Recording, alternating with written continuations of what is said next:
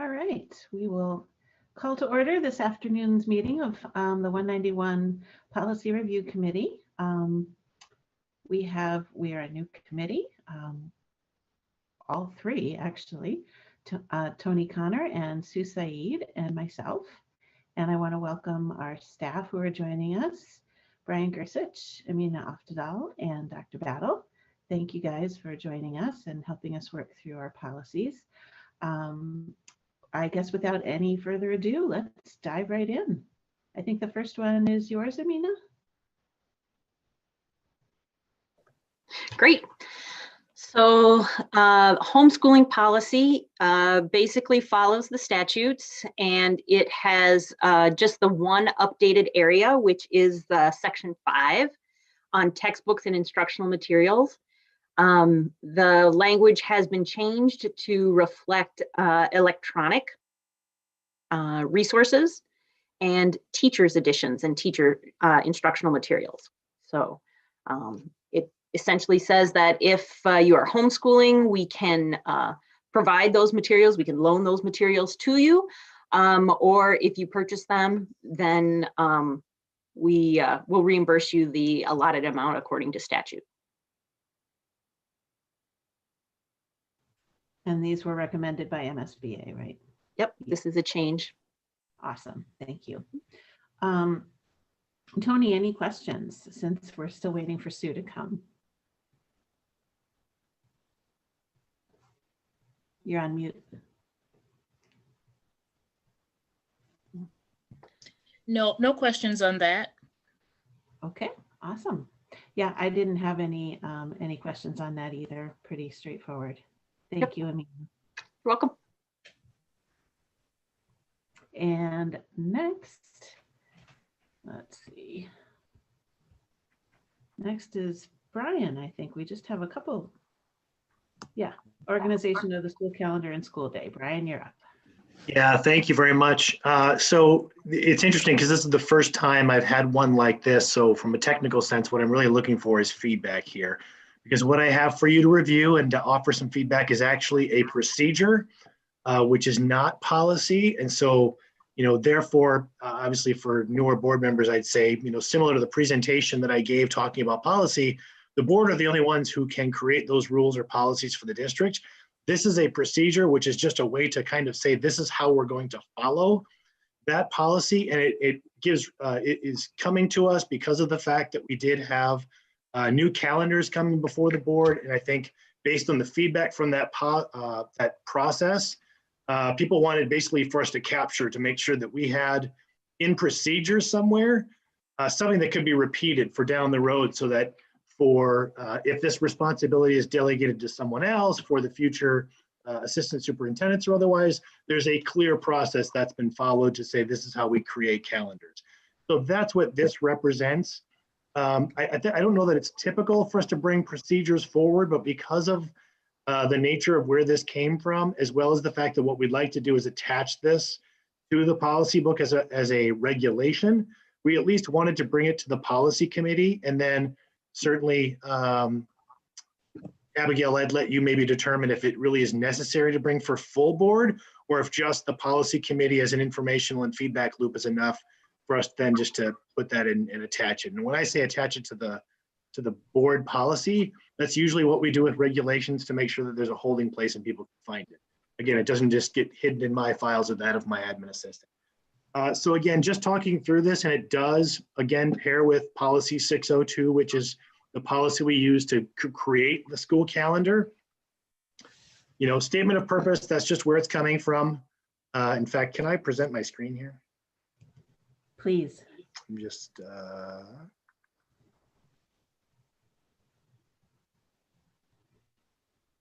all right, are you now able to see 602R? Is it big enough? No. A little bigger, maybe? Yep.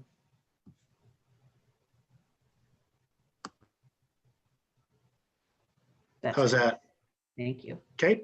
So again, general statement of purpose, this just kind of points to the fact that it really is policy. That is why we go through this process to create. When you look through these things in the procedures, I talk about establishing parameters. I did explain this in the board meeting when we brought the policy forward. Parameters are rules. These are the must-dos of our school calendar. So most of this comes from our employee agreements, like the number of teacher days, as well as policy 602 itself, which, for example, tells us exactly how many student days or what our non-student days have to be. So again, it just outlines the fact that we have to make sure that whomever's creating this references policy 602 to see if any of the parameters or rules have changed, as well as having conversations with, for example, the Director of Human Resources. If any of our contractual language has changed, they would usually be the first person who would be able to take note of some of those things. Then we have the establishment of preferences.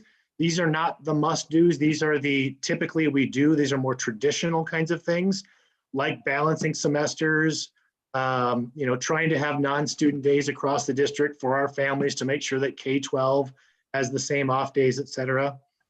And then the development process. This just kind of spells out how we go through the different drafts, working with ELT, meeting with our CISA coordinators, developing drafts with our BEA president, who's a great partner in this process and working through some of those things. Also has knowledge then of at least the BEA contract, where we can head some potential issues off right away. And then there's just the general feedback loop, which we go through our cultural liaisons to make sure that, again, as we go through these practices, we're trying to get out in front of these two a little bit to try to develop some internal calendars of both cultural and religious and community holidays and observances, so that we're getting better all the time about how we can create calendars that don't put families in conflict with other practices like, again, cultural or religious beliefs. But this gives us that feedback loop. So we give it to our cultural liaisons. We move on through our bargaining units. So we send out, or in the future, I would anticipate meeting with, but certainly in the environment, some things were done electronically with our bargaining units so that people can have feedback. We send it through our principal leadership. And what I just note down here is, as we go through that process, if we hit somewhere where we make a change like we did this time, we kind of loop back around and point out what was different this time through, so that people can really continue to give us feedback through this process. So that's just what that note says, is start over if you make a change, so that somebody has a chance to at least understand what the change was. And teams were very good about, this most recent process of getting that feedback and understanding each other's adjustments. We then bring it back forward to the ELT as kind of a one last check and balance before we would then put that on the school board agenda. And obviously then, as per policy, it's the school board that truly is adopting the calendar. I did note in there, policy says it has to be at least by November of the previous school year. Past practice has been to do these at two calendars well in advance. So we just did obviously the 2022 through 2024 calendars. So I mean, beyond even next year's calendar as well. So that's just kind of a very brief overview of kind of what the procedures were that we kind of put forward. And again, bringing it to this group for just some feedback to see if that captures, the spirit of the policy. Abigail, obviously you saw the process that we did as we came from last fall. And Tony, I realize you weren't a part of that because it was before your time on the board, but hopefully that's clear as far as what we would try to do moving forward as well. Great. Thank you very much, Brian. Tony, any questions? You're muted. What is ELT? Yeah, thank you. ELT is the executive leadership team. And so that is Dr. Battle's group that meets on a regular basis, which would involve myself, Executive Director of Human Resources, Stacy Sovine, Lisa Ryder, our Executive Director of Business Services, Amina, and Stephanie White, who is our Student Support Services Director as well. And then, of course, Dr. Battle. I have that tree. I just weren't familiar with those initials. No, absolutely. Thank you for asking that question. Okay. There are a lot of acronyms, Tony, and it takes. I'm finding that out, but I want to learn them. So. And we throw them out there as if they're words, so I apologize. Yeah, thank you. Tony, did you have any questions or any more questions or comments? No. Okay. Well, yeah, I really appreciate you pulling this together, Brian, because I think it's important for us to have those steps just kind of out there so people understand, that we are intentional with our calendar creation and the multiple layers of input, particularly ending with our principals, because of course, at the building level, they probably have a better, a more concrete understanding of how the calendar impacts their people and their families. And also I appreciated knowing that, the cultural liaisons are included in the calendar creation process. Let me just look.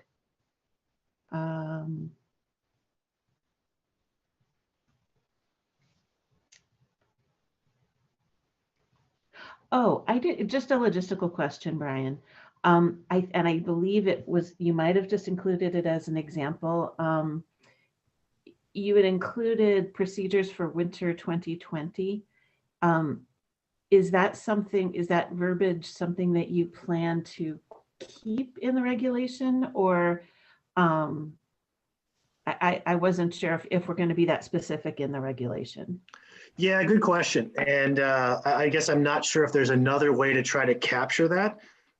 What I was trying to do was really just, with the most recent iteration of creating these, that was what we had listed as our preferences. And I'm not sure if there's a good way to carry those forward. On one hand, they certainly could change. On the other hand, giving it some kind of date or otherwise at least has people understand that, what's the history of them. And I didn't dig too far back through, but they really are examples that were just pulled this time through. And I found those, I think, from the previous, some of Cindy Amoroso's notes, I think, had some of these similar kinds of references as well. So I'm open to ideas if there's a better way to capture that than to actually date that. Let me just pull that up.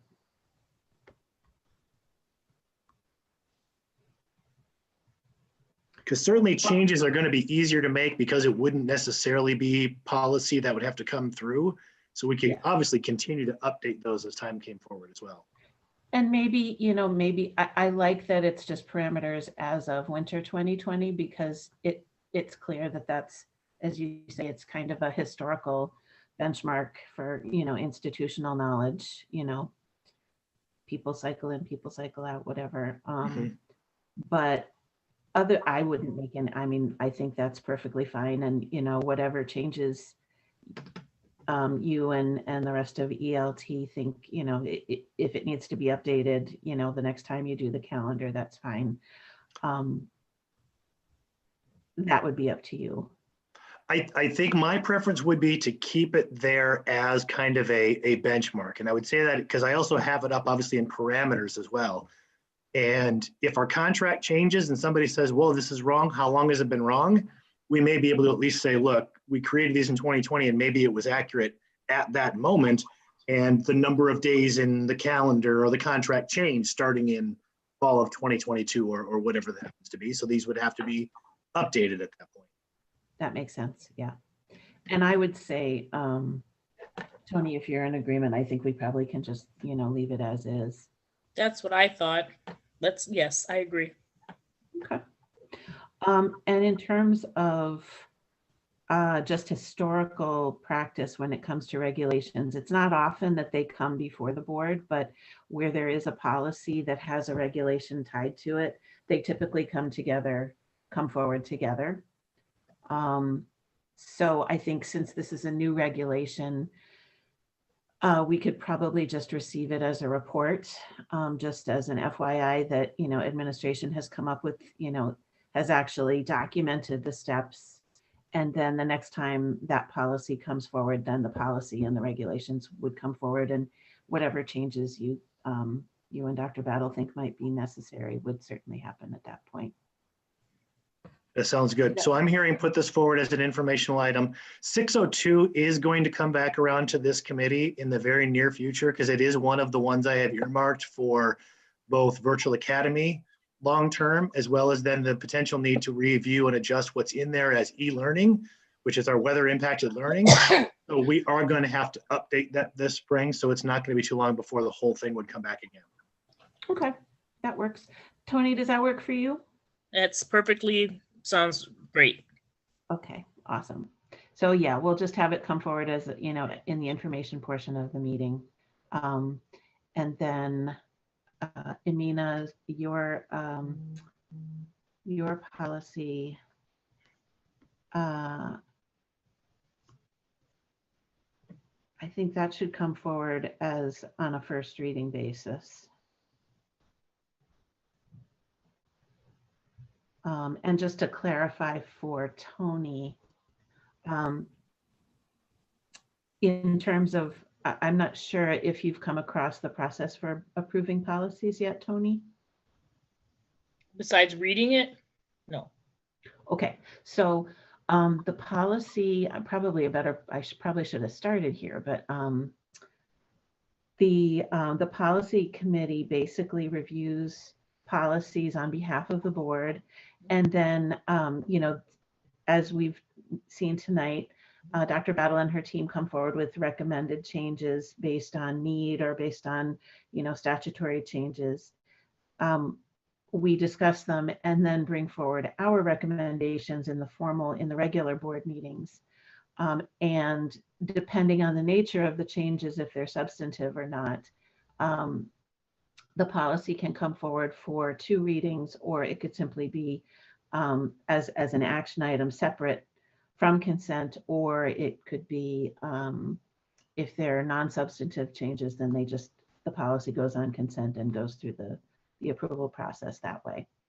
I think it's important though to call out the changes because they're not insignificant. I think, you know, our homeschool families would want to know that that this change has happened. And, you know, for anyone who's paying attention, they at least would find out that, you know, there's a slightly different practice when it comes to the materials. So. Okay. Does that help? Yeah, okay.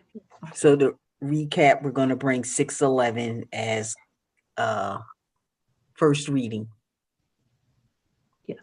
And then in the spring, when we bring back 602, we'll review that and then we'll go from there. The next steps with Well, the 602 regulations. The regulation will come forward, unless I'm misunderstanding, Brian, that would come forward at, you know, the next meeting. Yeah, that was my takeaway, was that you were recommending that come forward just as an informational item. No one will vote on it, but at least I would bring that forward so that people have a heads up. Yep. Thanks for the clarification. Okay. Thank you. All right. And I think this is really, for me, I have to share, the last time I was on the policy committee, we were doing the revamp of all the MSBA policies. So to see that there were only 2 policies on this agenda, I was like, oh, wait. Yeah. So it's a brand new day and I love it. And unless anyone else has anything else to add, I don't know if any other comments, questions? No? And I just want to clarify, this is Jamie, March 11th, right? They're coming forward on the 11th. Yes, if that works for your Yeah. schedule, Jamie. Yep. Okay. Yep, that works for us. Okay. For the next policy meeting? For Is that the what you're saying? come forward in the regular board meeting for first Reading. reading. Okay. Mhm. And then our next policy meeting date is, have we set that? The 15th of March. Yeah, I think that's what Tony was asking. Okay, March Wow. 15th. Yes, thanks for clarifying that, because I was just checking to see what date you were talking about for what, but you're talking about for to put it in the informational meeting. Okay. Yes, yep. Okay. All Thank right, well, short and sweet and to the point. Thank you, everybody. And You're have a good welcome.